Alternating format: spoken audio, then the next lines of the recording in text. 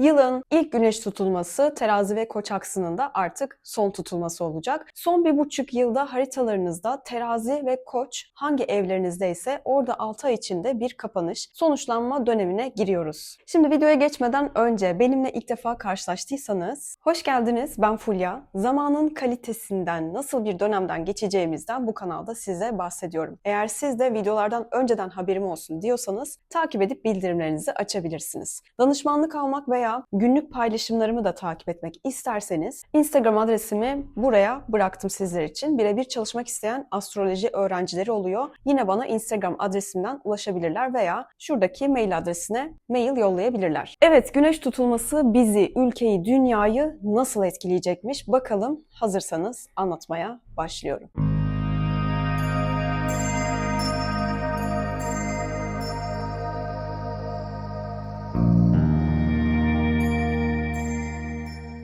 29 Mart Cumartesi günü saat 13.57'de Koç burcunun 9. derecesinde parçalı bir güneş tutulması meydana gelecek. Şimdi bu tutulma tabii ki ülkemizden gözlemlenmiyor. Daha çok böyle Avrupa, işte Amerika, Kuzeybatı Afrika'yı, Asya'nın kuzeyini etkileyecek. Demek ki oralarda hem izlenme hem de etkilenme çok daha yoğun olacak demektir. Şimdi bu bir güneş tutulması. Esas ben 2025 yılına bu tutulmayla giriş yapacakmışız gibi düşünüyorum. Yani yeni bir başlangıç demektir ya güneş tutulmaları. Onun öncesinde de çok fazla retro yaşadığımız için aslında bu tutulma sonrasında o bütün retrolarda zaten kısa bir süre sonra bitmiş olacak. Yılın başından beri böyle düşük seyreden enerjimiz çok daha hızlı yukarı çıkacak diyebilirim. Tempomuz artıyor. Zaten Koç burcundaki bu tutulma sizin böyle 1,5 senedir cesaret edemediğiniz bir konuya rahatlıkla adım atmanızı, hani bir gayret harekete geçmenizi, artık bir karar vermenizi sağlayacak gibi de duruyor. Konularınızın ne olduğundan hani bahsedeceğim ama zaten bunu 29 Mart'ta sadece anlamayacaksınız. Yani tutulma günü sadece geçerli olmayacak. Bunu Mart başından itibaren ne olduğunu zaten çözeceksiniz.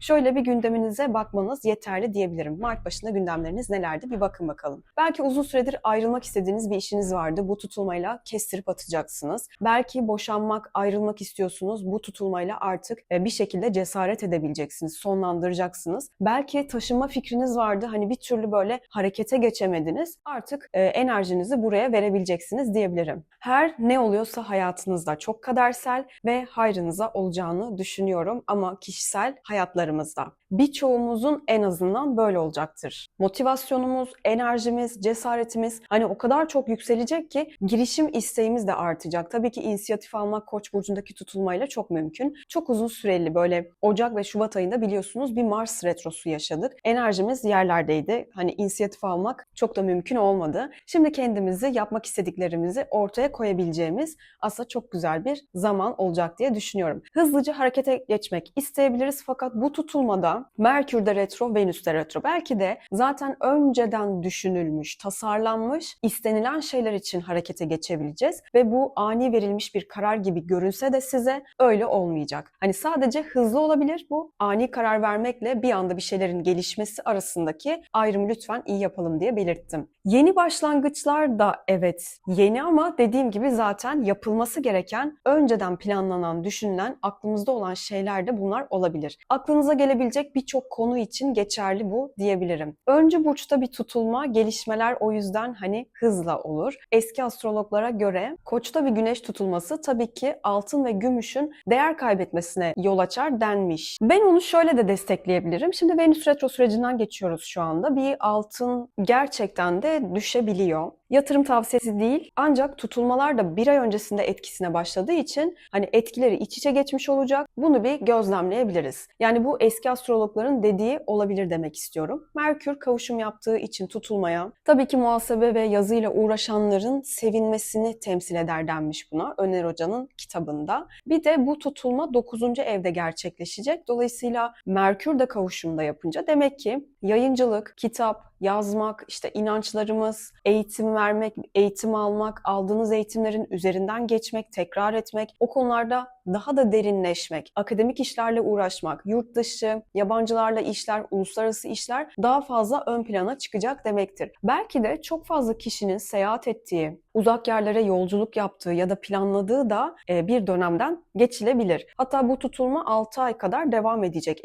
etkisi devam edecek. Birçok kişi için sürekli bir seyahat halinde, işte farklı eğitimler almak, kendini geliştirmek, yurt dışına çıkmak gibi şeylerle işleyebilir. Yabancılarla işbirlikleri, yayıncılık, işlerinde yeni ve ilk kez yapılacak adımları atmak, işte yabancı yerleri keşfetme isteği bu dönemde artabilir. Eylül ayına kadar hatta hani normalden daha fazla bu seyahat dürtüsünün geleceğini düşünüyorum birçok kişi için. Kışın da birçok kişi için zaten dediğim gibi hareketsiz ve enerjisiz geçtiği için hani bunu düşünürsek Mars Retro'dan dolayı zaten bu Koç'taki tutulmada 9. evde. Dolayısıyla insanların bu 6 ay içerisinde böyle çok uzak yerlere, yurt dışına, uzun mesafeli yerlere gitme dürtüsünü katlanacağını belirtmek istiyorum. Retrolar işte hep şunu temsil ediyor aslında. Zaten bu eğitimi ben almak istiyordum veya bu eğitimi belki de vermek istiyordum. Şimdi bir cesaret edebilirim. Ya da zaten ben bu kitabı çıkartmak istiyordum, bir şeyler yazmak istiyordum. Artık üzerine daha fazla düşebilirim, çıkartabilirim, yayınlatabilirim. Zaten işte belki eşinizle, belki arkadaşınızla dünyanın belki bir ucuna seyahat etmek istiyordunuz. Bunun artık planlarını hayata geçirebilirsiniz demektir. Yani bu güneş tutulması bir başlangıç ama uzun süredir yapmak istediklerinize bir başlangıç gibi görünüyor. Aynı zamanda 1,5 yıllık bazı gündemleri de tabii ki kapatacak. Nihai sonuca erdirecek yani. Tutulma haritasında yükselende aslan var. Demek ki aşk, ilişkiler, yaratıcılık, hayata bağlanma. Aslında yine böyle enerjimizin, coşkumuzun daha da yükselmesi demektir. Hani ne güzel değil mi kişiselde aslında baktığımızda ama dünya bu konuda rahat durmuyor yani durmaz da. Baktığımızda yükselen aslan liderleri anlatıyor, yöneticileri, hani kralları, başkanları buraları temsil ediyor. Dolayısıyla bunları böyle daha çok, daha fazla konuşacağız gibi görünüyor. Bir ay önce başlayacak demiştim etkileri. Aslında hani biliyorsunuz bu Amerika-Ukrayna arasındaki toplantıyı, kriz anını, diyaloğu. Tam da bu tutulma aslında bunu anlatıyor, bunu yansıtıyor diyebilirim. Şimdi Amerika da çok etkilenecek zaten. Oradan gözlemlenebilecek. Tutulmada birinci dekana göre gerçekleşiyorsa maalesef hani savaşı yeniden alevlendiren ya da başlatan, anlaşmazlıkları getiren, ayaklanmalara sebep olan, hani böyle saldırılara, isyanlara, orduların harekete geçmesine maalesef sebep olur denmiş. Şimdi bizim ülke haritamıza göre baktığımızda bizim de Mars'ımızın tam karşısında olacak. Bu bizim için de aslında bazı yer sarsıntılarını, askeri operasyonları, anayasa değişikliklerinin gözden geçirilmesini, mecliste partideki değişimleri, görevden alınma, görevden ayrılma, başka bir göreve geçmek. Yani politikadaki önemli başlangıç ve bitişleri bu tutulma temsil ediyor. Koç burcu liderleri de temsil ettiği için yeni bir lideri de anlatıyor olabilir. Sabian sembolüne göre de baktığımızda geleneksel imgelere yeni sembolik formlar veren bir öğretmen denmiş. Şimdi burada eskiye yeni adet gelmesi, mesela az önce dediğim gibi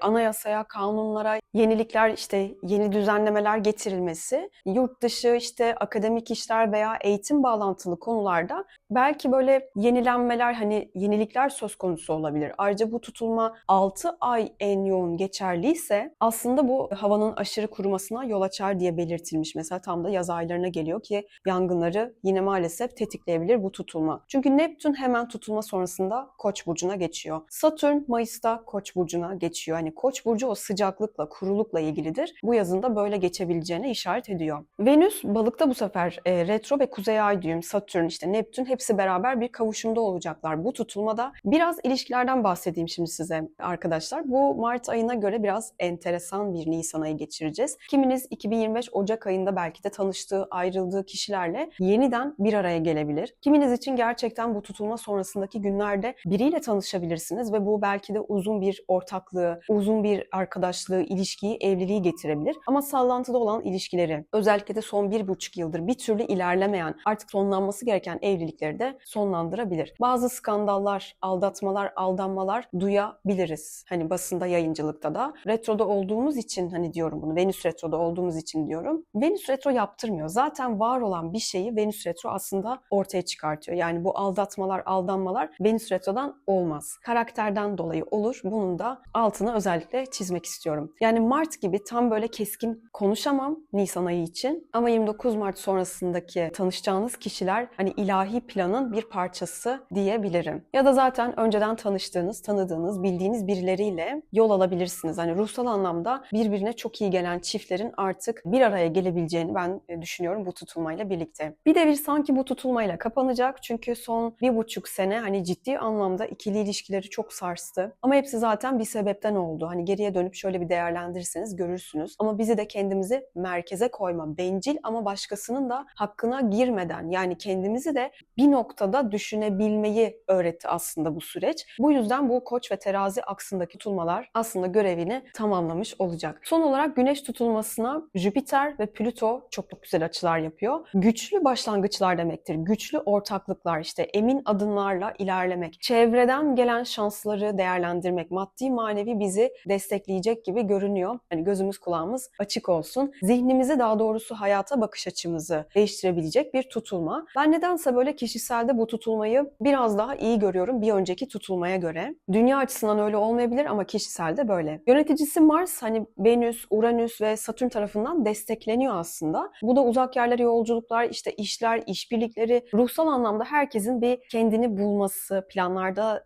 dağılmadan aslında kontrollü ve ileriye dönük adımlar atılmasının mümkün olabileceğini gösteriyor. Çok sürpriz ve olumlu anlamda gelişmeleri hayatımızda da görebiliriz. Beklemediğimiz şekilde de olumlu ilerleyen gündemlerimiz olabilir. Tutulmada anlatacak aslında çok fazla şey var. Hani özetle sadece bunlar diyebilirim, yani kabaca. Başlangıçlardan bu tutulmada lütfen korkmayın. Hani cesaretimiz zaten yüklenecek bu tutulma sonrasında daha fazla. Evet, bu tutulmanın 6 ay boyunca sizi hangi konularda etkileyeceğine şimdi bir bakalım. Koç burçlarıyla başlıyorum. Yükselen Koçlar, 29 Mart'ta gerçekleşecek olan Koç burcundaki Güneş tutulması en çok sizi ilgilendiriyor. Sizin tutulmanız hayatınızda gerçekten çok önemli gelişmelerin yaşanacağı, değişimlerin olacağı, bunun da başlangıcı ve ya da bitişlerinin olacağı bir 6 aylık sürece giriyorsunuz. Aslında son 1,5 yılı tamamlıyor. Şimdi öncelikle bol bol seyahatler, yolculuklar, eğitimler gündemimize gelebilir. Çok uzun süredir taşınmayı ya da yer değiştirmeyi eğer düşünüyorduysanız, bu tutulmanın vermiş olduğu etkiyle bir yer değişimi yapabilirsiniz, taşınabilirsiniz, ev alıp satabilirsiniz, kiraya çıkabilirsiniz. Vermek hem sizi hem başkalarını ruhsal anlamda da farklı bir yola sokabilir. Bilgide çok fazla genişleyeceğiniz, bu yaptığınız seyahatler olabilir, aldığınız eğitimler ya da böyle okuduğunuz bazı kitaplar, izledikleriniz, konuşmalarınız, konuştuğunuz kişiler, her ne olursa bu dönem aslında size normalden çok daha fazla katkı sağlayacak. Manevi anlamda da öyle. İmajınızda belki işte ya da evliliğinizde belki ailenizin alacağı herhangi bir kararla beraber hayatınızda aslında önemli bir viraja giriyorsunuz. Hani değişiklik, yenilendiğiniz, yeni bir başlangıç yapacak da olabilirsiniz bu süreçte. Bazılarınız uzun süredir yürütemediği ilişkisini, evliliğini belki sonlandırmak isteyebilir. Çünkü burada tutulma öncesinde özellikle bir kapanış evresi olacak gibi görünüyor. Hani Merkür de retro olduğu için aslında böyle geçmişten gelen bir konudan dolayı bazı tartışmalar çıkabilir, anlaşmazlıklar tabii ki yaşanabilir. Eğer zaten tıkanmış bir durum varsa da bu tutulma belki patlak verip bir sonlanma için cesaret de size verebilir. Ve tutulma öncesinde hayatınızdan biri eğer çıkıyorsa ve bir şeyler bitiyorsa, sonlanıyorsa, bunun geri dönüşü de belki çok fazla olmayabilir. Çünkü çok kadersel bir tutulmadan geçiyoruz. İkili ilişkilerle ilgili de eğer varsa işte kandırılmalar, aldanmalar, aldatmalar, arkadan böyle gizli işler vesaire, bunların hepsi önünüze gelebilir. Bu tabii ki ilişkisi, evliliği zaten böyle olumsuz taraftan ilerleyenler için geçerli diyebilirim. Bir yandan da geçmişten birilerini böyle çok özleyebilirsiniz ve bu kişilerle böyle görüşmek de isteyebilirsiniz. Yeniden bir ilişki başlatmak da isteyebilirsiniz. Ya da zaten aslında tanıdığınız, bildiğiniz biriyle de hem sizin ruhunuza hitap edecek hem böyle size hani iyi gelebilecek bir başlangıçta yapmak isteyebilirsiniz. Bu aynı zamanda uzun süredir tanıdığınız ya da görüştüğünüz bir kişiyi de hayatınızdan çıkartmak olarak da çalışabilir. Duygularınız çok fazla irdelenmeye ihtiyacınız olduğunu anladığınız bir zamandan geçiyorsunuz. O yüzden adım attığınız, başlangıç yaptığınız şeyler sizin aslında sadece böyle 6 ayınızı değil, bundan sonraki hayatınızı da çok fazla etkileyecek diyebilirim. Yakın çevrenizden çok önemli aslında destekler alıyorsunuz. Hani bu kardeşiniz olabilir, kuzeniniz olabilir, yakın çevrenizdeki komşularınız gibi gördüğünüz kişilerden yana da olabilir ya da çok yakın arkadaşlarınız da olabilir. Bunlardan şans ve fırsatlar yakalayabilme potansiyeliniz var. Önünüze gelen fırsatları lütfen değerlendirin derim. Dış görüntünüzde dediğim gibi belki herhangi bir değişime gitmek isteyebilirsiniz. Hani spora yeniden işte başlamak isteyebilirsiniz. Gücünüzü, kuvvetinizi, cesaretinizi hani bu tutulmayla birlikte toparlayabilirsiniz ve kendinizi aslında hem ruhsal hem ailevi hem zihinsel hem bedensel iyileşmeye ve bir şeylerde böyle reset atmaya gidebilirsiniz. Güçlü dostluklar, güçlü çevreler, güçlü bağlantılarda kurabileceğiniz bir tutulma olacak. Hani önceden görüştüğünüz, önceden tasarladığınız, istediğiniz şeyler için artık bu tutulmayla beraber motive olabileceksiniz diyebilirim. Sizin için gerçekten çok önemli bir tutulma. Son 1,5 yıldaki bazı böyle sancılarınızın artık sona ereceğini, artık bir şeyler için yeniden bir başlangıç yapma cesaretinize kavuşacağınızı söyleyebilirim. Bu güneş tutulması buna yol açabilir. Umarım harika başlangıçlar yaptığınız, hayatınıza size uygun kişilerle karşılaştığınız, yeni yaşam formlarında da mutlu ve motive olduğunuz bir tutulma süreci geçirirsiniz. Bu arada bunlar çok tabii ki genel etkilerdir ama ana gündemlerimiz bu şekilde. Yani bunların etrafında döner demek istedim. Kişisel haritanıza göre tabii ki farklı etkiler de alabilirsiniz. Ayrıca belirtmek istedim. Başka videolarda görüşmek üzere. Kanala abone olmayı lütfen unutmayın. Çok mutlu olurum. Hoşçakalın. Yükselen boğalar 29 Mart'ta gerçekleşecek olan güneş tutulması sizlerin arka planda bir evinizde yani 12. evinizde meydana geliyor. Demek ki 6 ay boyunca aslında hem işinizle hem ruhsal sağlığınızla, iç dünyanızla, belki işte uzak yerlere yapacağınız seyahatler, işte yolculuklar ya da böyle ruhsal yolculuklarla da bağlantılı birçok konuda böyle gündeminiz olacak gibi duruyor. Şimdi 1,5 senedir zaten hayata karşı bazı kaygılarınız, korkularınız biraz daha fazla gün yüzüne çıkmıştı. Çok fazla günlük hayattaki rutinlerinize, işte işinize daldıysanız aslında burada hayat size biraz daha böyle iç dünyanıza, kendinize, düşüncelerinize, kaygılarınıza, korkularınıza, duygularınıza keşfetmeye, yönelmenize dair bir cesaret vermeye çalışıyordu. Bir şeyleri yeniden keşfetmeniz gerekiyordu ve bu tutulma artık bunun sonuncusu olacak. Belki bu süreçte gerçekten bazı aldığınız eğitimler, birileriyle yaptığınız konuşmalar size normalden çok daha fazla dokunacak da olabilir. Maddi konularla ilgili desteklendiğiniz, belki yaptığınız yeni başlangıçlar, çıktığınız yeni yolculuklardan size finansal anlamda bir katkısı olabilir. Sosyal çevrenizden, yani eğer bekarsanız sosyalleştiğiniz yerlerden, hani arkadaşlarınızdan, işte eski arkadaşlarınızdan, eski tanıdıklarınızdan hani sürpriz bir ilişki teklifi de gelebilir bu süreçte. Bu dönem kalabalıklar, arkadaşlar, dostlar, sosyal çevre sizi çok daha farklı zaten geliştirecek gibi görünüyor. Gelecekle ilgili hayallerinizle alakalı yaratıcılığınızın hani çok yükseldiği bir dönem olduğu için planlarınızı daha sağlam bir şekilde adım atma imkanı bulabilirsiniz. İşinizle alakalı da zaten önceden düşündüğünüz, tasarladığınız şeyleri bu 6 ay içerisinde harekete geçirebilirsiniz. Sözleşmeleri imzalayabilir, görüşebilirsiniz. Bir de bir şekilde burada hani hem yakın çevrenizden belki de arkadaşlarınızdan bir destek bulup sürpriz bazı başlangıçlar, işte işinizle alakalı da bir dönemin kapanıp yeni bir dönemin başlayacağı bir süreçten geçebilirsiniz. Deniz aşırı yerler, uzak ülkeler, işte uzaklara anlaşmalar, güçlü bağlantılar kurmak gibi durumlarınız da olabilir. Bu dönem rüyalarınızın çok önemli olduğunu düşünüyorum. Özellikle 29 Mart'ta yaklaşan hani 15 günlük bir süreçte rüyalar gerçekten haberci de olabilir, bilinçaltınızda olabilir. İyi gözlemlemeniz gerekiyor. Çünkü sizin hayatınıza dair belki de bir endişenizle alakalı bir şeyleri ortaya çıkartacak bu tutulma öncesi.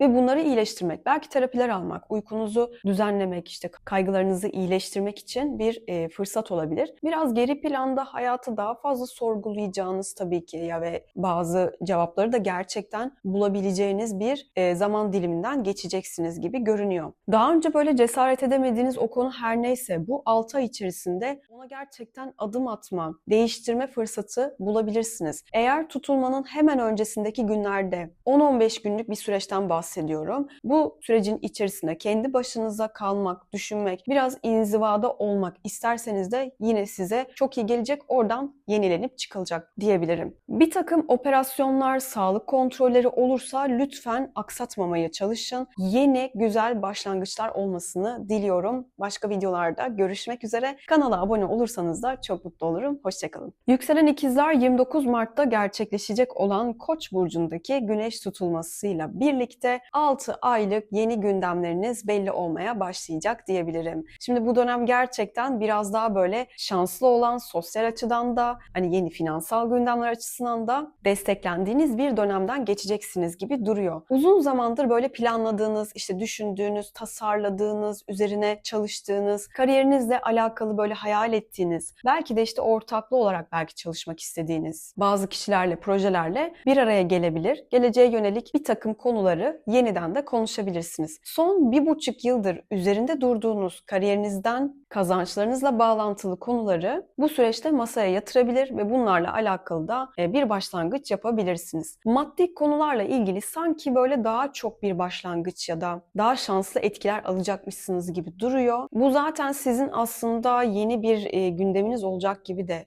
durmuyor. Dediğim gibi son 1,5 senedir zaten muhtemelen bunların üzerinde çalışıp düşünüyorsunuzdur. Artık da bunları sonuçlandırma cesaretiniz ve motivasyonunuz olacak diyebilirim. Dolayısıyla bu da sizin gelecekle ilgili bazı hayallerinizi destekleyecek bir tutulma olarak görünüyor. Şimdi sosyal çevreniz, arkadaşlıklarınız hani bu süreçte tabii ki değişebilir. Aslında eski arkadaşlarınızla, eskiden görüştüğünüz kişilerle yeniden bir araya gelebilir, yeniden haberleşebilirsiniz. Bir sosyal ortamda, sosyal çevrede değişiklikler yapmak isteyebilirsiniz. Hatta belki buna böyle çok uzun zamandır gerçekten cesaret edemiyordunuz. Belki bazılarınız hani eski arkadaşlıklarını artık tamamen hayatından çıkartmak da isteyebilir. Yerine de böyle yenilerini eklemek isteyebilir ve bunun için de yeni ilişkiler kurmak için aslında daha atak, daha böyle mücadeleci davranabilir. Kariyerden kazançlarınızın da değişmeye başlayacağı, aynı hızda da bazı harcamalarınızın olabileceği, belki de bu bir yatırım da olabilir tabii ki. Böyle bir süreciniz olabilir. O yüzden geleceğe yönelik hayallerinizde, yapmak istediklerinizde kendinizi daha güçlü, kararlı, azimli de bulabilirsiniz. Bu tutulmayla birlikte bu gelecekteki 6 ay içerisindeki en sosyal, en çok arkadaşlarıyla, dostlarıyla, çevresiyle vakit geçirmek isteyecek, çevrelerde bulunmak isteyecek ve dikkat çekecek olan burçlardan biri sizsiniz. Planlarınız değişebilir, kazançlarınız değişebilir. Artık bu konularla ilgili aslında köklü bir değişime gideceksiniz diyebilirim. Yurt dışı, uzak yerlere yolculuklar konularında da epeyce böyle destekleniyorsunuz. Dolayısıyla buralardan güçlü bir bağlantı kurmak, geliştirmek için kendinizi hani adım atmak için iyi bir dönem olarak görünüyor. Kariyerinizle ilgili böyle sorumluluklarınız da hem artabilir hem de bu artan sorumluluklar sizi çok güzel böyle ileri taşıyıp sizi bir otorite haline de getirebilir. Umarım daha umutlu, hevesli, enerjik olduğunuzu hissettiğiniz bir 6 aydan geçersiniz. Başka videolarda görüşmek üzere. Kanala abone olmayı lütfen unutmayın. Şimdilik hoşçakalın. Yükselen yengeçler 29 Mart'taki gerçekleşecek olan güneş tutulması sizin için gerçekten çok önemli bir tutulma olacak. Yani en çok etkilenecek burçlar arasında yer alıyorsunuz. Tabii ki kişisel haritanızda böyle farklı, bu bahsedeceklerimden daha doğrusu farklı etkiler de alabilirsiniz. Ancak bu belirteceklerim sizi genel anlamda 6 ay içerisinde etkileyecek. Genel gündemlerinizden bahsedeceğim. Öncelikle kariyerinizle alakalı bazı kararları siz veriyor olacaksınız ve bunlar yurt dışı, eğitimler, uzaklarla bağlantılı, belki işte yayıncılık, online eğitimler, bunlarla alakalı sizin zaten eskiden de düşündüğünüz, istediğiniz, belki bir türlü cesaret edemediğiniz, kariyerinizle alakalı bir konu da olabilir. Yani aslında kariyeriniz evet bu 6 ay içerisinde çok önemli olacak ama zaten sizin bu düşünüp tasarlayıp da istediğiniz şeylere adım atmak için önce bir şeyi bitirmeniz, hani sonlandırmanız gerekiyor. Bu bir konuşmayla belki birlikte olabilecek bir şey. Bir projenin bitmesi olarak da çalışabilir ya da işten ayrılmak, işte kariyerinizi sonlandırmak ve başka bir kariyer yolculuğuna belki çıkmak olarak da çalışabilir. Ya da bulunduğunuz yerle kişilerle yeniden bir şeyleri görüşmek, konuşmak, hani planlamak, şartları belki koşulları belirleyip yani kendinizi ona göre ayarlamanız söz konusu olabilir. Bu kariyer yolculuğunu farklı bir alanda çizebilirsiniz. Zaten son 1-1,5 senedir de hayatınızda, kariyerinizde çok önemli başlangıçlar ve bitişler, çalkantılar, nereye gideceksiniz, ne yapacaksınız, hangi yöne evrilmelisiniz falan aslında daha çok aklınız, fikriniz buralarda çoğu zaman dönmüş olabilir. Dediğim gibi kariyerinizde ve yapacaklarınızda çoğu zaman aklınız olduğu için buralarda bir başlangıç, sonlanma, bir bitiş gibi bazı kararları almak gibi bir durumda kalabilirsiniz. Bunların bir ayağı, bir bağlantısında yurt dışı ile alakalı olabilme potansiyeli tabii ki var. Bunun haricinde 6 aylık zaman içerisinde bazı yükselen yengeçlerin evlilik kararı almak gibi ya da böyle evlenmek, hayatında işte statüsünü değiştirmek, hani evliden bekara ya da bekardan evliye geçmek gibi bazı gündemleri de tabii ki olabilir. Evle ilgili de belki başka bir yere taşınmak, bu kariyer için de bir taşınma olabilir. Evlenmek ve taşınmak bu tutulmayla birlikte gelebilir demek istediğim. Gerçekten normalden çok daha fazla sizi bu konularla ilgili harekete geçirecek bir tutulma olarak görünüyor. Hani belli ki kariyerinizle ilgili, hayattaki hedeflerinizle alakalı önemli değişimlerden geçeceksiniz ve bunu da 29 Mart tutulmasından sonraki 6 aylık süreç içerisinde hemen hayata geçirme kararı almak ve uygulamak için daha motive ve daha atak, girişimci hissedebileceksiniz. Bazılarınız için kendi belki işini kurmak için işte uzun süredir düşünüyordunuz belki ve cesaret edemiyordunuz. Hani Koç burcundaki güneş tutulması hem yeni başlangıçtır hem de uzun süredir düşündüklerinizi dediğim gibi hayata geçirmek için bir fırsattır. Hayatınızı bu 6 ay içerisinde değiştirme cesaretiniz, daha doğrusu adımını atma cesaretiniz olacak gibi duruyor. Umarım sizler için de çok keyifli bir 6 ay geçer. Başka videolarda görüşmek üzere. Kanala abone olmayı lütfen unutmayın. Hoşçakalın.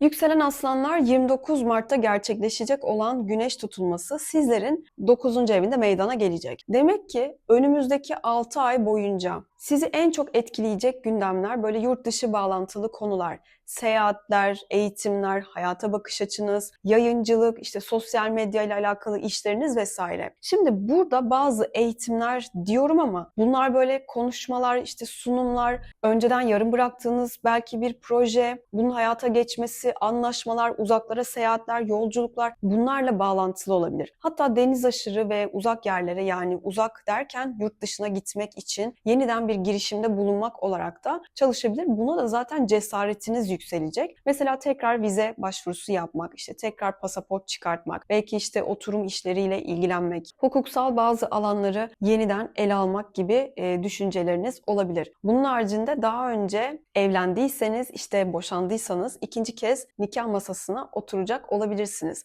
Bunu da gösterir tabii ki. Fakat bu 6 ay içerisinde böyle bol bol seyahat ettiğiniz, bunun için daha önce dediğim gibi belki cesaret edemiyordunuz ama arkadaşlarınız, sosyal çevreniz sizi oldukça fazla destekleyebilir, motive edebilir ve bu süreç size çok iyi gelebilir. Bir takım ortaklı işler içinde girişimde bulunabilirsiniz ve bu kişiler sizi gerçekten çok geliştirebilir. Maddi ve manevi aslında bu anlamda çok destekleyici duruyor. Bu tutulmanın size katkısı sadece tabii ki eğitimler, seyahatler, yolculuklar değil, akademik işlerle alakalı dediğim gibi yarım bıraktığınız bir eğitimi tamamlamak gibi durumlarda söz konusu olabilir bu tutulmayla beraber. Ayrıca psikolojik açıdan da belki işte felsefeye, hayat görüşünüzü genişletecek, böyle kendinizi bu alanda daha fazla keşfetmenizi aslında sağlayacak bir takım ortamlara, işte kalabalıklara, dediğim gibi işte eğitimlere fiziksel ya da online olarak katılabilme şansınız olacak. Dolayısıyla aslında son 1,5 yılınızı düşünürseniz, son 1,5 senedir zihninizde dönen birçok konuyu da netleştirecek belki de bir hayat felsefesi, bir hayata bakış penceresi oluşturabileceksiniz. Dışa dönük bir tutulma gibi görünse de sizin için aslında daha çok böyle içeride bir şeyleri yorumlamak, anlamlandırmak, işte keşfetmek üzere bu tutulma geliyor diyebilirim. Umarım harika yolculuklar, seyahatler, bilgi paylaşımları ve hani sosyal medyayla eğer bir işiniz varsa, bununla ilgiliyseniz de buralarla ilgili yeni düzenlemeler, yeni girişimlerde bulunabilirsiniz. Bir de sosyal medya, uzaklar, işte yabancılar ya da dediğim gibi eğitimler, bu sayede bir araya geldiğiniz kişilerle böyle çok güçlü bağlantılar da kurabilirsiniz ve kendinizi ikili ilişkilerde çok güçlendirebilirsiniz. Tutulmanın etkilerinden inşallah en yüksek faydayı faydayı alırsınız. Başka videolarda görüşmek üzere. Kanala abone olmayı da lütfen unutmayın. Yükselen Başaklar 29 Mart'ta gerçekleşecek olan güneş tutulması sizin 8. evinizde meydana gelecek. Şimdi tabii ki bunlar çok genel etkilerdir. Sizin şahsi haritanıza göre başka etkiler de almanız mümkün. Ancak genel 6 aylık süreç içerisinde bu 8. ev konularından etkileneceğinizi söyleyebilirim. Mesela ilk olarak tabii ki finansal konulardır gündeminize gelecek olanlar. Yeniden bir düzenleme, işlerinizle alakalı işte vergi, sigorta, belki işte nafaka, devletle ilgili işler, işlemler, borçlar, ödemeler. Aslında çok yoğun bir şekilde bunlar sizin ana gündeminizi oluşturabilir. Yeniden düzenleyip uğraşacağınız konular da olabilir. Sizin için bu konularla ilgili bir şeylerin kapanıp yeniden başlayacağını belirtmek istiyorum. Özellikle daha önceden düşündüğünüz, tasarladığınız, işte yapmak istediğiniz bazı konulara yatırım yapabilirsiniz. Ortaklı işlere girişebilirsiniz ki sizi bu sene en çok geliştirecek alanlardan bir tanesi de ortaklı işler ve kazançlar olacak gibi duruyor. Bu yıl hayatınızdaki ilişkilerle ilgili, daha doğrusu partneriniz, dostlarınız, ortaklaşa iş yapacağınız kişilerin hani böyle maddi manevi gerçekten sizin ruhunuza, cebinize aynı zamanda iyi gelecek olması da söz konusu. Bu yüzden başkalarıyla birlikte bir işe girişmekten, bir proje yapmaktan, kazanç sağlamakta bu yıl özelinde çekinmeyin derim. Evliyseniz, eşiniz evli değilseniz partnerinizden yana da ya da biri yoksa dostlarınızla sizi gerçekten çok geliştirecek kişilerle bir araya gelebilirsiniz. Kör noktalarınızı sizin görmenizi sağlayabilirler. İşlerle alakalı da belki böyle tazminat, işte iş değişikliği, finansal konularla ilgili düzenlemeler, alımlar, satımlar, bunlar sizi günlük hayatta da aslında güçlendirebilir. Bir taraftan bir operasyonu belki yeniden geçirmeniz gerekebilir. Bu belki yüzünüzle ilgili de olabilir. Kafa bölgenizle alakalı da olabilir. Bir de tabii ki miras gibi işlemleriniz varsa bunlarla ilgilendiğinizde bir seneden geçecek olabilirsiniz. Hayatınızda eğer biri yoksa, evli değilseniz, önceden tanıştığınız, önceden tanıdığınız veya öyle hissettiğiniz biri Nisan ayında özellikle hayatınıza girebilir ya da belki de birlikte iş yapacağınız bir kişi de olabilir bu. Nisan ayı ikili ilişkilerle ilgili böyle sizi duygusal anlamda da geliştirecek gibi duruyor. Bu yüzden böyle biraz daha anlayışlı, biraz daha affedici, daha böyle kararlara daha saygı duyabileceğiniz noktadan ilerlemeniz gerekiyor. Umarım sizin için keyifli bir tutulma olur. Güzel yeni başlangıçlar yapabilirsiniz ve buna vesile olur. Başka videolarda görüşmek üzere. Kanala abone olmayı lütfen unutmayın. Yükselen teraziler 29 Mart'ta gerçekleşecek olan güneş tutulması sizin için çok önemli diyebilirim. Şimdi kişisel haritanıza göre tabii ki başka etkiler de alırsınız. Çünkü tutulmanın temas edeceği yerlerde farklı etkiler verme olasılığı yüksek. Ancak ana gündemleriniz bu 6 ay içerisinde şimdi anlatacaklarım olacak diyebilirim. İkili ilişkiler, evlilik, ortaklık, danışmanlık, taşınma, bunlar ana gündeminizde çok fazla, hatta merkezinizde olacak diyebilirim. Şimdi bu süreci ikiye ayırıyorum. 29 Mart'tan önceki sürecinizde geçmişten bazı arkadaşlıklarınız, dostluklarınız ya da ikili ilişkide olduğunuz, samimi olduğunuz kişiler, partneriniz de olabilir. Birileri hayatınızdan çıkabilir. Mevcut ilişkiniz varsa, biriyle zaten bir partnerlik yapıyorsanız da bu yeni bir forma geçebilir. Bazı konuları yeniden konuşabilirsiniz. Mesela iyi gitmiyordur ya da iyi gidiyordur ama ilişkiyi daha başka bir boyuta taşımak isteyebilirsiniz. Bunun için de bu tutulma bir cesaret verecek diyebilirim. Bunlarla alakalı konuşmalar yapılması için motive hissedebilirsiniz.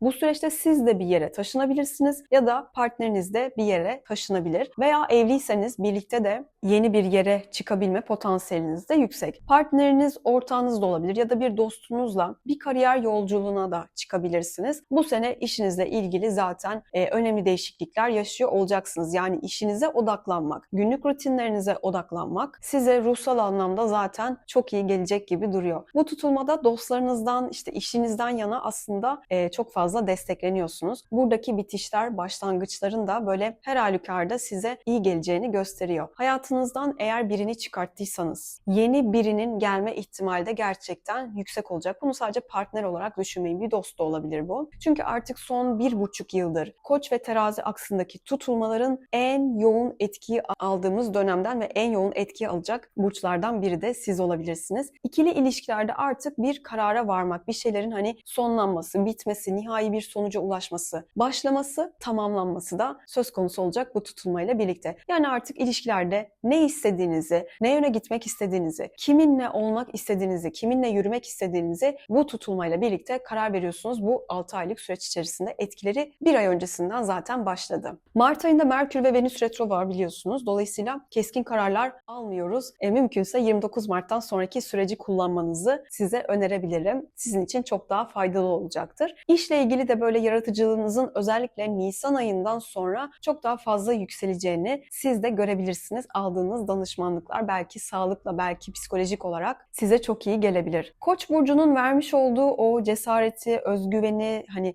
daha çok böyle ikili ilişkilerinizde görebileceğinizi düşünüyorum. Yeni bir başlangıç yapma cesaretiniz çok yüksek olacak. Sadece yanlış anlaşmalar kaynaklı ya da böyle hani geriye dönük bazı konuları konuşmak belki tartışmalar, anlaşmazlıklara yol açabilir. Fakat günün sonunda partneriniz ya da dostlarınızla alakalı böyle güçlü bağlar, güçlü konuşmalar yapabilme fırsatınız da olacak gibi duruyor. Son bir yılı bu tutulmayla birlikte netleştirip kapatıyorsunuz. Bu sizin için hani belki bir evliliğe geçiş, belki bambaşka bir yere boşanıp taşınmak, belki bir kişiyi hayatınızdan tamamen çıkartmak, belki de önceden tanıdığınız, bildiğiniz biriyle yeni bir düzene geçmek, yeni bir ilişkiye adım atmak olarak da çalışabilir. Her halükarda özellikle Mart ayında geçmiş ilişkileri, genel olarak ilişkileri böyle sorgulama, değerlendirme tabii ki bir sürecinden zaten geçiyor olacaksınız. Umarım hayatınızdaki kişilerle ilgili hani verdiğiniz kararlarda böyle çok aceleci değil, objektif olabilirsiniz. Başka videolarda görüşmek üzere. Kanala abone olmayı da lütfen unutmayın. Yükselen akrepler 29 Mart'ta gerçekleşecek olan güneş tutulması sizin 6. evinizde meydana geliyor. Şimdi ilk olarak tabii ki burası bir sağlık alanı, bir çalışma, bir işte meslek alanı. Burası günlük rutinlerinizi yaptığınız, işte beslenmeniz, beslenme rutininizin olduğu bir alan, alışkanlıklarınızı da anlatır. Şimdi 6 aylık süreç içerisinde bunların hepsinde zaten köklü bir değişime gidiyorsunuz. Şimdi Merkür retrolu bir tutulma olduğu için aslında daha önce isteyip de hani yapamadığınız işinizle ilgili değişiklikleri şimdi yapabilirsiniz. Bu sizin için böyle cesaret edemediğiniz bir eğitime başlamak olabilir ve akabinde bir iş kurmak, belki işte mevcut işinizden ayrılıp başka bir işe geçmek, meslek değişimi yapmak, daha önce istediğiniz bir konuyla alakalı da işinizde yeni bir alan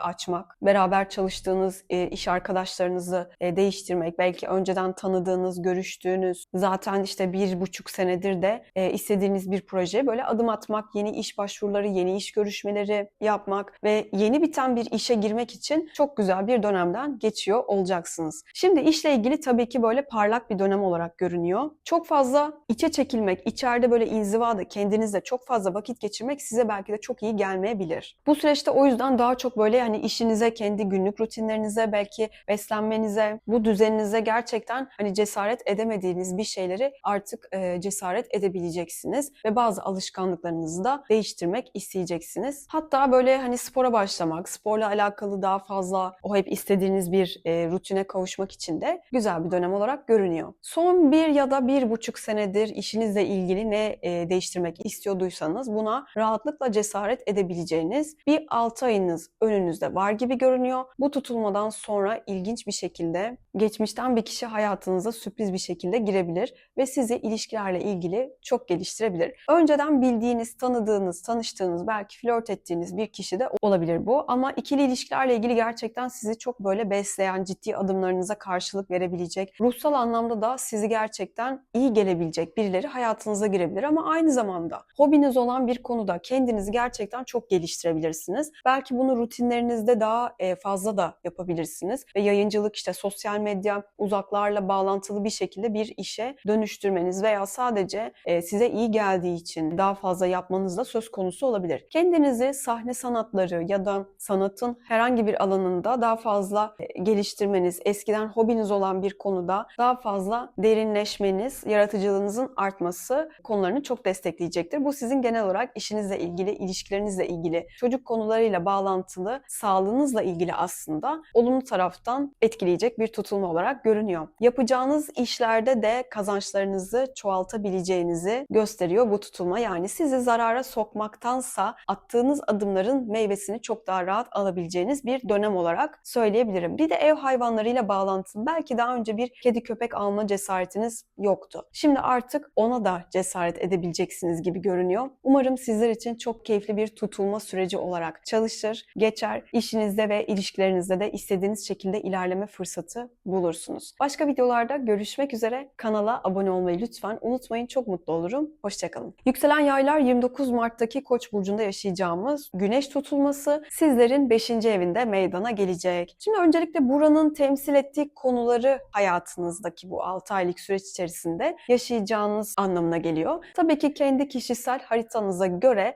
farklı etkiler alacaksınızdır. Ancak buradaki genel etkilerden mutlaka size dokunan noktaları zaman içerisinde sizler de yakalarsınız. Şimdi öncelikle aşk, ilişkiler, hayattan keyif almak gibi konularda kendinize bu tutulmayla beraber son 1,5 senedir yaşadıklarınızı da değerlendirerek bir kapanış vermek, bir sonlanma, bir şeylere belki de yeniden bu sayede başlayabilme kapasiteniz, cesaretiniz olacak. Geçmişten bildiğiniz, tanıdığınız, daha önce tanıştığınız biriyle bir başlangıç işte 29 Mart'tan sonraki süreçte yapabilirsiniz. Ya da zaten bir ilişkiniz varsa, burada yolunda gitmeyen ya da konuşmanız gereken bazı konuları, geçmişten gelen bazı problemleri konuşup halledip ilişkiye o şekilde devam da edebilirsiniz. En yakın dostlarınızı, partneriniz, yakın çevreniz, komşularınız, kardeşleriniz, kuzenleriniz gibi kişilerden çok büyük destekler alabilirsiniz. Çok güçlü destekler alabilirsiniz gibi görünüyor. Bir şekilde ilişkiler, aşk konuları aslında bu 6 aylık süreç içerisinde hani bitse de bir yenisinin başlayabilme potansiyeli gerçekten yüksek. Çünkü bu bir güneş tutulması. Bu bir başlangıç vaat eder. Dolayısıyla yeni bir başlangıç yapabilmeniz yüksek olasılıklar içerisinde yer alıyor. Bunun haricinde tabii ki yatırımlarınızı, işte hayattan keyif aldığınız noktaları, hani bu yeniden keşfetmek, bu sayede kendinizde bazı şeyleri keşfetmek, hatta bu aşk ilişkilerine dahil olmak üzere hobileriniz, spor, belki çocuk konuları, bir şekilde bunlarla ilgili aldığınız yaralarla ilgili şifalanmak, kendinizi bu konularla yeniden inşa etmek de isteyebilirsiniz. Bu dönem evinize, ailenize, yuvaya, kariyerden daha fazla eğilmek, belki zaman ayırmak, işte evde dekorasyon, evi güzelleştirmek, aileyle vakit geçirmek, istediğiniz bir eve yerleşmek, taşınmak, tadilatla uğraşmak, işte tamirat işleriyle ilgilenmek size normalden çok daha iyi gelebilir, iyi hissettirebilir. Ayrıca sevdiğiniz kişilerle seyahatler organize etmek, size keyif veren yerlerde bulunmak da yine sizin yaşam enerjinizi çok yükseltecek şeylerden bir tanesi. Son 1,5 yıldır bu size bahsettiğim konularla ilgili hayatınızda neler olduysa şöyle bir gözden geçirin. Bunlarla alakalı, bu konularla ilgili artık nihai bir sonuca varıyorsunuz. Umarım da sizin için çok keyifli bir süreç olarak geçer. Başka videolarda görüşmek üzere. Kanala abone olmayı lütfen unutmayın. Hoşçakalın. Yükselen Oğlaklar 29 Mart'ta gerçekleşecek olan güneş tutulması sizlerin 4. evinde meydana gelecek. Şimdi demek ki sevgili Oğlaklar, bu tutulmadan en yüksek etkiyi alacak burçlardan biri de sizsiniz. Şimdi kişisel haritanıza göre farklı etkiler de mutlaka alırsınız. Ancak size bahsedeceğim genel temadan mutlaka etkilenirsiniz demektir. 4. evin konuları işte aile, gayrimenkul, taşınmak, yer değiştirmek, tadilat, tamirat, işte alım, satım gibi konuları ilgilendiriyor. Şimdi demek ki burada yaşamınızı kökten değiştirecek. Bu taşınmak olabilir, bu yer değiştirmek olabilir, bu bir ev almak olabilir, ev satmak olabilir, belki de bir kiraya çıkmak da olabilir. Bunların içerisinde hani uzun süredir aslında düşündüğünüz bir yeri tadilata sokmak da olabilir. Yeniden yapılandırabilirsiniz de. Yani sizin için ev, yuva, taşınma, yer değişimi, bunlar artık böyle uzun süredir, yani 1,5 yıldır falan gündeminizdeyse buralarla ilgili son kez bir aksiyon alınacağını gösteriyor. Merkür Retrolu bir tutulma olduğu için tabii ki bu uzun süredir dediğim gibi istediğiniz ve yapmak için heveslendiğiniz ya da belki taşınmak istediğiniz bir yer vardı, işte kiraya çıkmak istiyordunuz. Bunlarla alakalı belki de bir arsa almak istiyordunuz ya da şehir değiştirmek, ülke değiştirmek istiyordunuz. Bir şekilde sizi bu tutulma, bu konularla ilgili yeniden değerlendirmeniz ya da yeniden bir şeyleri görüşmeniz, yeniden bir şeyleri kalkışmanız için destekliyor. 29 Mart'tan önce tabii ki bunlarla alakalı tam anlamıyla böyle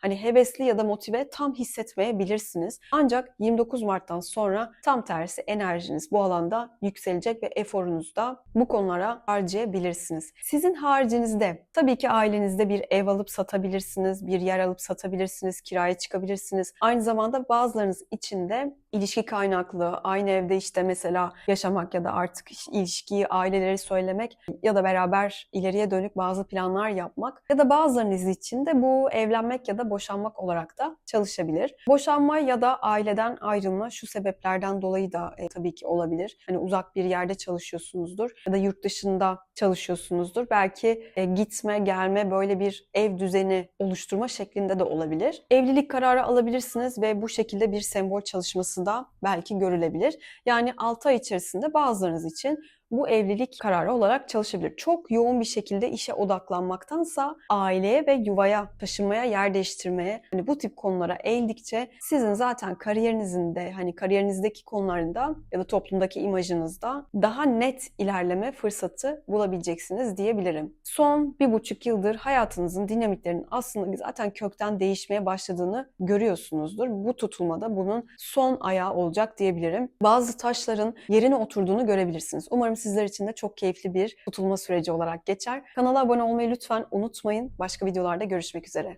Yükselen Kovalar 29 Mart'ta gerçekleşecek olan Güneş tutulması sizin 3. evinizde meydana geliyor. Şimdi bunlar tabii ki çok genel etkilerdir. Sizin şahsi haritanıza göre başka etkiler de alırsınız. Bu tutulmayla birlikte sizler çok fazla kısa mesafeli yolculuklara deneyimleyebilirsiniz. Önceden çok gelip gittiğiniz, bildiğiniz yerlere seyahatleriniz artabilir. Yeni anlaşmalar, yeni sözleşmeler yapabilirsiniz. Ama bu anlaşma ve sözleşmeler hani sanki var olan işlerinizle alakalı hani bir projenin yeniden üzerinden geçmek, belki işlerinizle alakalı bir şeyleri yeniden konuşmak, bir cesaretle, bir motivasyonla yeniden bazı işlere, görüşmelere girmek gibi çalışabilir. Zaten bu dönem kazançlarınızı kökten değişiyor. Bu tutulmayla birlikte aslında kazançlarınızın da değişmesine vesile olacak. İşte eğitimler alabilirsiniz. Belki siz eğitim veriyorsunuzdur. Daha önce düşündüklerinizi projelendirebilirsiniz. Sunumlar yapabilirsiniz. Fikirlerinizi söyleyebilirsiniz ve bu sayede işinizin, kazancınızın da daha iyiye gittiğini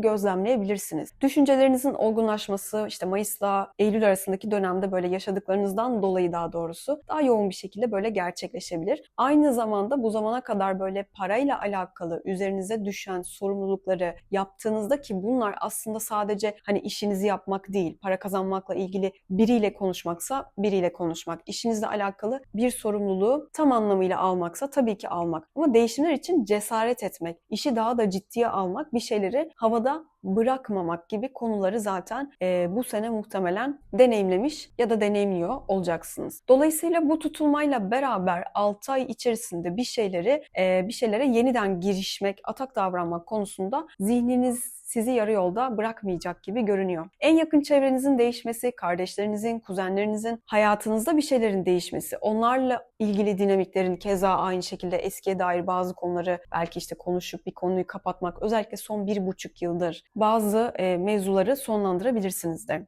Umarım sizler için de çok keyifli bir tutulma dönemi olur. İşleriniz, sözleşmeleriniz, fikirleriniz, yapmak istedikleriniz, çünkü zihinsel olarak çok hızlı bir sürece giriyorsunuz ve işle ilgili de birçok şeye saldırabilirsiniz de. Kalıcı da olur, kazançlarınız için destekleyici de olur. O cesareti zaten 29 Mart'tan sonraki süreçte kendinizde daha da yoğun hissetmeye başlayacağınızı düşünüyorum. Keyifli bir dönem geçirirsiniz. Umarım başka videolarda görüşmek üzere. Kanala abone olmayı lütfen unutmayın. Yükselen Balıklar 29 Mart'ta gerçekleşecek olan Koç burcundaki Güneş tutulması sizlerin 2. evinde meydana gelecek. Şimdi bahsedeceklerim tabii ki çok genel etkilerdir. Sizin şahsi haritanıza göre bu tutulmanın etki ettiği yerlere göre farklı gündemleriniz de olabilir. Burası para kazanmakla ilgili bir ev. Para kazanmakla ilgili, kazançlarınızı artırmakla ilgili bir ev olduğu için muhtemelen son 1-1,5 senedir filan zaten bu işlerle alakalı, kariyerinizle ilgili bazı değişimler, bazı konuşmalar ve maddi konularla ilgili de nerelerden daha fazla kazanç sağlanabilir, hangi yeteneğimi paraya dönüştürebilirim gibi düşünceleriniz zaten geçmişten geliyor olacak. Bazılarınız tamamıyla işine son verirken bazılarınız için de bu süreç yeni bir iş kapısı, yeni bir kazanç kapısı olarak da çalışabilir. Fakat bu yepyeni bir şey olmaya da bilir. Daha önce başvurduğunuz bir yere başlamak olabilir. Daha önce görüştüğünüz biriyle bir işe başlamak olabilir. Daha önce yapmak istediğiniz, hayata geçirmek istediğiniz bir projenizi hayata geçirip o kanaldan bir kazanç sağlamak gibi şeyler de olabilir. Hatta daha fazla para kazanmak için belki bazı eğitimler de almanız gerekiyor olabilir. Yani bu para kazanma konuları sizde hızlanıyor gibi düşünürseniz kariyeriniz, işiniz, kazançlarınızla ilgili daha da yoğunlaşacağınız bir 6 aylık süreçten bahsediyorum. Bazı konulara da yatırım da yapabilirsiniz. Belki üretip yatırmak istiyorsunuzdur. Kendinizi ve yeteneklerinizi çok fazla fark edebileceğiniz zaten bir 6 aylık süreçten geçiyor olacaksınız. Bazı ortaklı işler, yaratıcı olacağınız projeler ve kendinizi keşfedeceğiniz noktalar çok fazla olacak gibi de duruyor. Hem yapacağınız, yapmak istediğiniz için atağa geçmek, hani girişimci ruhunuzu göstermek, hem de biraz akışta kalmanız gereken bir 6 ay olacak gibi. Umarım sizler için de çok keyifli bir 6 ay olur. Başka videolarda görüşmek üzere. Kanala abone olmayı lütfen unutmayın.